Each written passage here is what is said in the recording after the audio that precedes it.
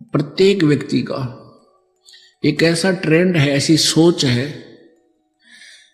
कि भगवान पुत्र दे। अब सभी की इच्छा थी कि बालक होगा, पुत्र होगा, लेकिन पुत्री होगी। फिर दूसरी बार सोचा परमात्मा अब के तो पुत्र दे, दूसरी भी पुत्री होगी। फिर तीसरा जब गर्भ रहा तो सब ने शुक्र मनाए, ना जाने कितनी देवी देवताओं के जाके प्रार्थनाएं की, जिसने भी जंतर मंत्र किया, दवाई भी ले ली, फिर भी बेटी होगी, और चौथी भी बेटी होगी, पांचवी भी बेटी होगी। भले आदमी आपका चाया हुआ नहीं, आपका किया हुआ नहीं। ये तो वो हुआ जो तेरे किस्मत में लिखा हुआ था, पूर्व निर्धारित था। और आज वो अनजानपने में कह रहा है कि 2 बेटे 2 बेटी होगी, सबकी ब्याह शादी कर दी, सबका पुत्र पुत्री होगी और हमारा जीवन सफल हो गया। अरे भले व्यक्ति, जो तूने करना था वो तो स्टार्ट भी ना करया, ये तो पिछली मलाई खाली और पल्ला झाड़ दिया, बैटरी डिस्चार्ज होगी। अब एक कदम काम बिगड़ जाएगा सारा, फिर गधे की योनि में जाओगा। पुण्यात्माओं, सत्संग के अंदर बहुत ही पुण्यकर्मी प्राणी आ सकता है, जिस पर विशेष कृपा परमेश्वर कबीर जी की होती है, अन्यथा सत्संग में नहीं आ सकता।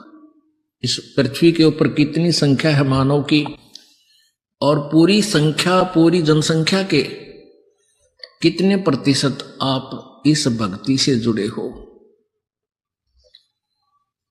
इससे आप विचार कर लेना कि आप कितने पुण्यकर्मी प्राणी हो। चाहे कोई दुख में आया है, चाहे कोई सुख में आया है, चाहे कोई अपना कष्ट निवारण करवाने के लिए यहां आया है, या कोई परमात्मा पाने के लिए आया है, दोनों ही पुण्यकर्मी प्राणी हैं। उनके पिछले जन्म जन्मांतर के शुभ कर्म, भक्ति वाले जो शुभ कर्म थे, वो बहुत ही पुण्य है, बहुत ही अच्छे हैं। और जो आज मान लिए किसी के पास धन ज्यादा है, पैसे वाला व्यक्ति है, वो भी परमात्मा की शरण में आया है, और एक बिल्कुल निर्धन आदमी है, बिल्कुल निर्धन व्यक्ति है, और वो भी संग्रहण किया है, तो दोनों ही विशेष पुण्यकर्मी प्राणी हैं भक्ति सतर के। और बाकी रही बात जो पुण्य की, किसी के पास कार है, कोठी है, पैसा है, उसने पिछले जन्म में धर्म घना किया हुआ है, दान किया हुआ है, और जिसको ये भक्ति प्राप्त हुई है और उसके पास धन नहीं है, गरीब व्यक्ति है, निर्धन है, उसने पिछले जन्म में दान नहीं किया। केवल दान का डिफरेंस है, ये कोई बड़ी बात नहीं बताई परमात्मा ने। लेकिन अब अपने सारे ज्ञान न समझ कर प्रॉपरली दान भी करे और नाम भी श्रवण करे। इस बात ने याद रखे कि पार होने तो उद्देश्य है अपना, सतलोक चलने का उद्देश्य तो है ही है।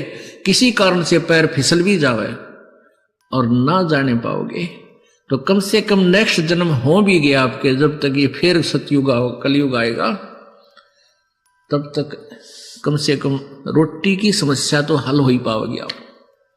इस दृष्टिकोण से भी आपने दान करना चाहिए। और फिर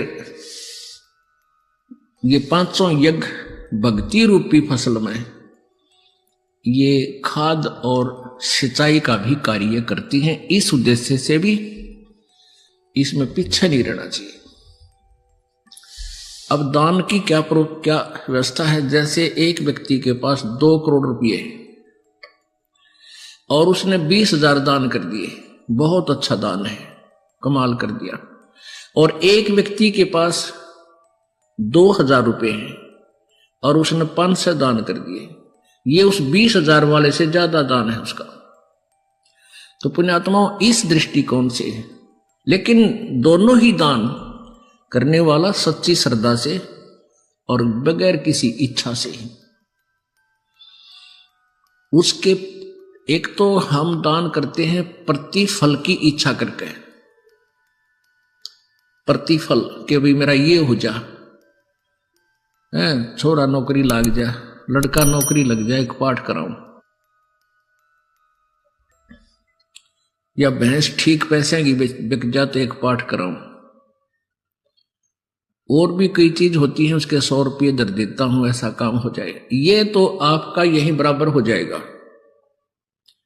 जो ऐसे आपने जो डिमांड कर ली मालिक से और वो दान कर दिया, काम आपका होगा, लेकिन वो दान यही पैरेलल हो गया आपका, इसका आगे कोई बेनिफिट नहीं। और एक दान होता है नी इच्छा, बगैर किसी मनोकामना के पूर्णा के जो दान किया जाता है, वो दोनों फल देता है। आपको यहां की सुख जो भी आवश्यकता होगी आपको, वो अवश्य प्रभु देगा,